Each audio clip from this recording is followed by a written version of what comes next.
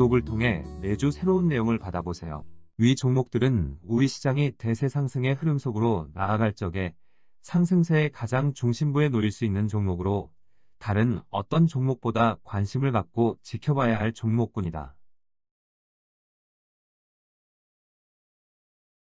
KB금융지주 50만원, 현대자동차 100만원이 넘어설 때까지 함께할 투자자의 모임. 지난 7월 하순 나스닥 시장은 작년 3월 하순의 반등세의 고점인 14,646포인트에 바짝 접근하는 모습을 보여주고 최근까지 밀려나는 모습을 보여주고 있다. 지난 8월 이후 물가 수준이 상승세로 돌아섰고 현재까지 물가 상승세는 지속되고 있는 영향으로 인한 것이다. 2021년 11월 하순 이후부터 작년 10월 중순까지 나스닥 시장은 추세적인 하락 과정의 1단계 하락 과정을 진행하였고 이 과정의 고점에서 38%에 달하는 하락폭이 발생하였다.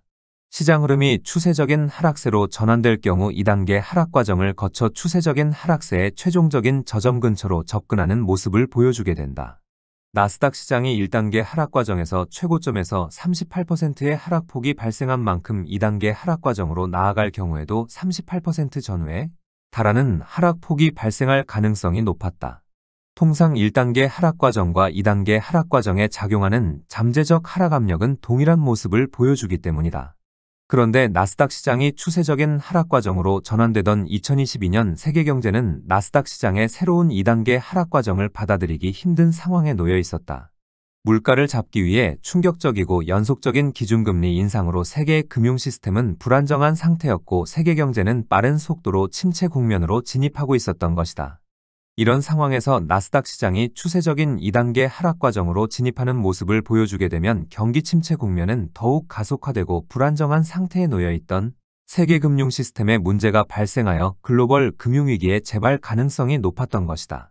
이런 문제점은 지난 3월 미국의 일부 은행들과 유럽의 대형은행이 파산하는 모습에서 잠시 모습을 드러낸 바 있다.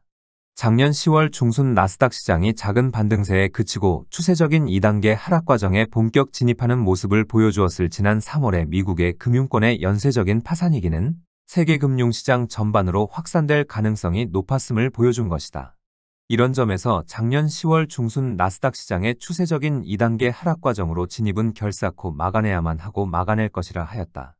2016년 2월 이후 세계 주식시장이 이런 변곡점에 놓여 있을 적에 이를 극복하고자 하는 상승 시도가 나타나지 않은 적이 없었기 때문이었다. 작년 10월 중순만 하여도 나스닥 시장은 스스로 2단계 하락 과정으로 진입하는 것을 멈추게 할 상승 동력이 없는 상태였다. 2단계 하락 과정으로 진입하지 않으려면 세계 주식시장의 흐름에서 새로운 상승세의 기운이 작용하는 것이 필요한데 작년 10월 중순 세계 주식시장에서는 이런 상승 기운이 작용하는 모습이 나타났다.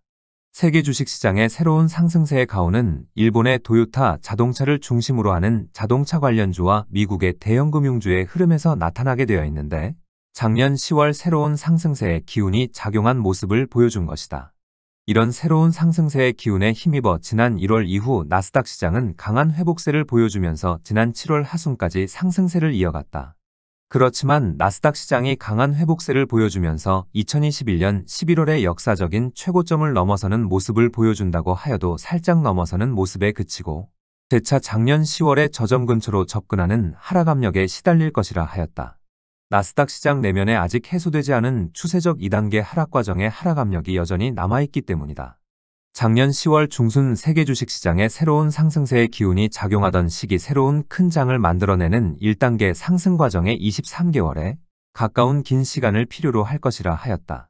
작년 10월 중순 기준으로 보면 세계 주식시장의 새로운 상승 흐름을 이끌어 나아갈 종목들은 50% 전후의 상승폭이면 추세적 상승 의지를 드러낼 수 있어 짧은 경우 수개월 만에 준비 과정을 완성할 수 있었다.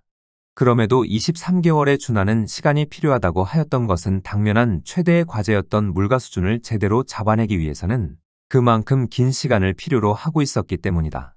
하락세를 보여주던 물가가 상승세로 돌아서면 기준금리를 인상을 재차 추진하고 주식시장 또한 하락세로 돌아서야만 물가는 다시 하락세로 돌아서게 된다.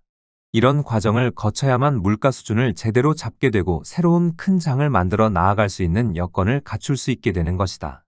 지난 8월 이후 세계 주식시장의 하락세는 이런 과정에서 나타난 행보에 속하고 최근 미 연준이 추가로 기준금리 인상을 단행할 조짐을 보여준다거나 고금리를 장기간에 걸쳐 유지할 가능성이 높음을 보여주는 것도 물가를 다시 하락세로 이끌어내기 위한 노력의 일환이다.